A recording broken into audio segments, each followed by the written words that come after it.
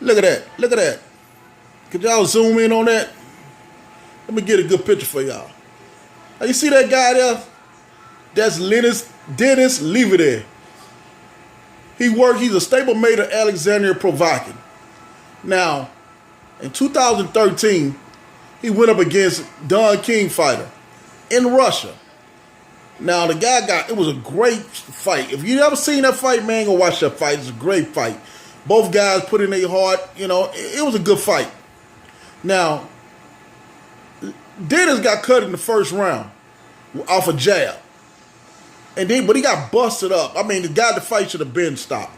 But the guy got busted up. They thought he was going to pull it off, but they was mistaken. He got busted up. But my point is, Don King fighter busted him up.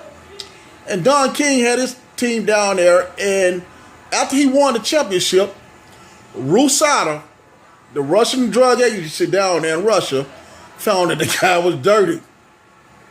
They said he was dirty for a diuretic. So, after they found him dirty, they took his championship. WBA investigated and cleared the guy when WBA made him champion in recess. So it was a rematch between this guy, Dennis Leavitt, right there, you see him, and Guillermo Jones. So, in the rematch, Russian promoter won the rights to the fight. And he won it, hold it in Russian again. The fight was all said and done. It had like a week left. Within the week, this drug company, not Rusada, because Don King wouldn't use Rusada again. This company they hired in Sweden, Sweden-based company, came in without a WBA representative. I mean, WBA didn't have nobody to sponsor their drug test. The WBA didn't have nobody to watch over the drug test. But they came in there and asked for a drug test sample from this guy. They gave it to him. So Don King said it was illegal. Now, an hour before the fight begins, they lay there and found this guy dirty. So Alexander Provokin's promoter said, my guy not fighting no guy doped up. I don't care if he got an hour left into the fight before the fight begins. He's not fighting nobody's doped up. So they called out the fight. Don King got his people out of the building, and they went to their hotel rooms. And so they supposed to have like an armed escort or something to take them to the airport. They all of a sudden the escort was pulled, and they couldn't even get their excuse me. They couldn't even get their flights in Russia. So Don King had to call the American embassy in Russia to get them flights out of there to the UK.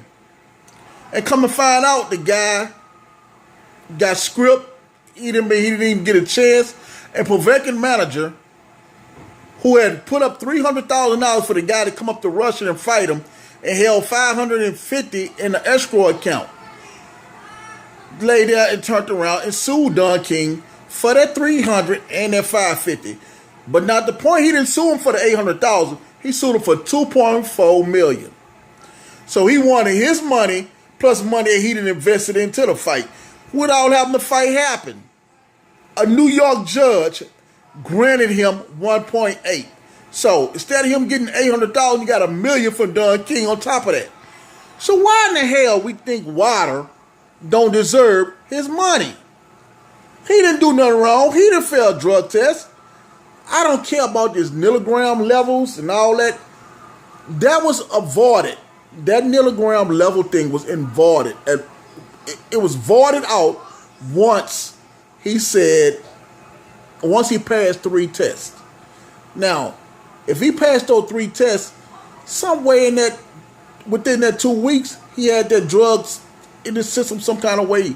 He touched it or something. So that don't work for him. Bottom line, Deontay Wilder deserved his money. We need to get a man his money, pay the man, and let him come home. Let him wait for the next fight. Thank you. This is One Punch Knockout. Look for my videos and subscribe. Thank you.